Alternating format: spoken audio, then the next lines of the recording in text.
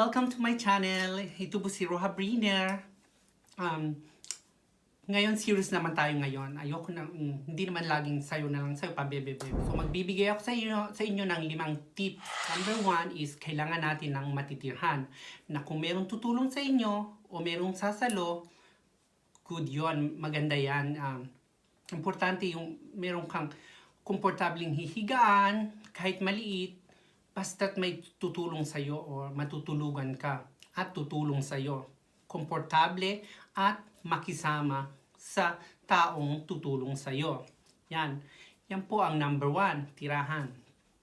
So, ang pangalawang tips naman ay ang language. Ayan.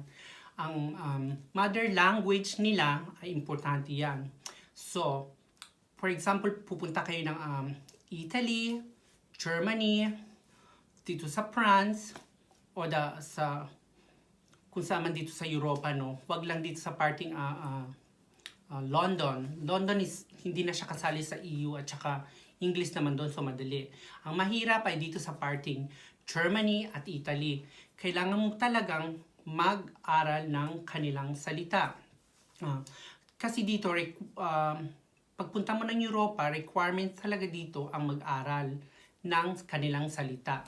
Kasi bago ka makapag-trabaho, kailangan mo talagang magsalita ng kanilang mother language. So, paano ka ba makakapag-trabaho kung hindi ka naman marunong magsalita? Hindi ka naman pwedeng kunin ng ahensya o ng employer mo na halimbawa gusto mong magtrabaho sa bahay o gusto mong magtrabaho kung saan like fast food. Kung hindi mo naiintindihan, hindi ka pwedeng magtrabaho at hindi ka kukunin at para din sa iyo yan. So, gaano ka-importante ang kanilang salita, ang iyong mother language. For example, dito sa Germany, o kung nagkasakit ka, kailangan mo bumili ng gamot, buti kung may tutulong sa iyo. So, kailangan mong matuto kung paano bumili ng iyong gamot na sarili. So, pupunta ka ng pharmacy, so you need to ask, di ba? O ano bang kailangan kong gamot? Dahil masakit ang lalamunan ko, masakit ang ulo ko. So yan. Yan ang mga... So pangatlo, trabaho. So kapag marunong ka na magsalita, kahit man lang basic na language ng pagsasalita, so kaya mo na kaya mo na magtrabaho, kaya mo na mag-apply kung saan mang ahensya. At carry mo na yan, basta kaya mo. Kasi dito sa Europa, wala namang ditong mga age limit, kung ilang taong ka, basta kaya mo magtrabaho, pwede. Go lang, push lang yan, dahil bawal dito ngayong mga age limit, racist ang tawag dyan. Dahil ang trabaho dito ay marami. Ang karamihan dito mga employer, o kung gusto mo magtrabaho sa bahay, kung gusto mo magtrabaho sa nursing home, pwede. Pag marunong ka na magsalita, mag-aral ka lang ng basic language nila, yan, more than 6 months o 1 year, carry na yan, okay na. Kaya, ang trabaho, importante rin yan. Tip number 4 naman. So, kailangan natin ang ipon, mag-ipon tayo. So, tayong mga Pilipino, culture na natin ang magpadala ng pera sa ating pamilya. So, which is okay yan, maganda yan, magaling yan. That's good, no? Malaking tulong yan dahil yan ang culture natin na tumulong. So, ang masasabi ko lang, pag nagkaroon kayo ng trabaho at meron kayong sweldo, magpadala kayo ng inihingi ng pamilya mo sa Pilipinas, yun ang ipadala mo. Huwag kang mag-zero balance para sa'yo dahil kailangan din natin yan. So, for example, nagkasakit tayo, bibili tayo ng gamot. Kasi dito, okay, by the way, libre ka naman dito kung may papers ka. Libre yan sa gamot, libre sa hospital, libre ang doktor. At meron yan, small amount, kayang-kaya natin yan. Pero kailangan natin mag-ipon para sa emergency, lalo na pag wala ka ng wala kang ipon, mahirapan tayo, di ba? hindi ko sinasabi na pangit, pero kung talagang isipin mo, magtira ka para sa'yo para hindi na tayong, for example, na may accident dito sa Europa. So, tatawag tayo sa gobyerno, sa Pilipinas, hihingi tayo ng tulong. Parang awkward, di ba? Ang daming problema ng Pilipinas, kailangan matuto ka. Nandiyan pa yung tatawagan natin si Idol Ulpo, di ba?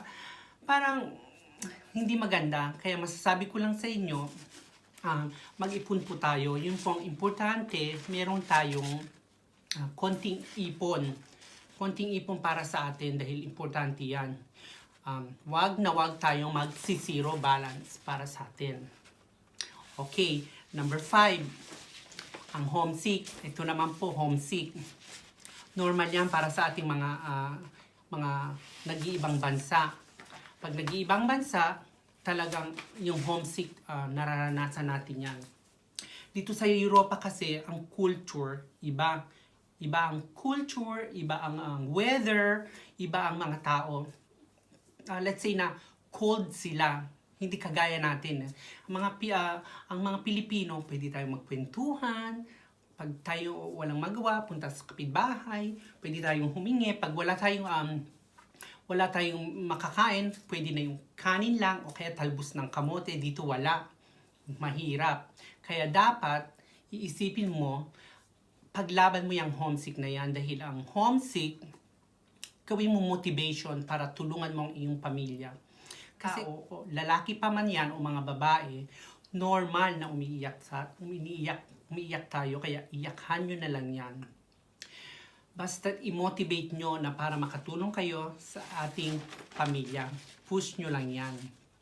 So talagang lungkot, ayan, basta paglalabanan nyo lang yan, yung lungkot na yan. So, yan po ang 5 tips ko na sana kahit paano nakatulong ako sa inyo na kung paano manirahan dito sa Europa. Basic po lang yan. So, sana nakatulong ako sa next week naman, pag-uusapan natin ang culture ng mga puti at culture nating mga Pilipino. And subscribe my channel. So, i-click nyo rin po ang all na may bells para lagi kayong nanonotified kung pag magpo-post ako o mag-open ako ng aking channel. So, thank you po. Yun lang po. Don't forget, subscribe my channel. Bye! Ito po ang inyong lingkod, si Roha Briner, ang inyong alindog.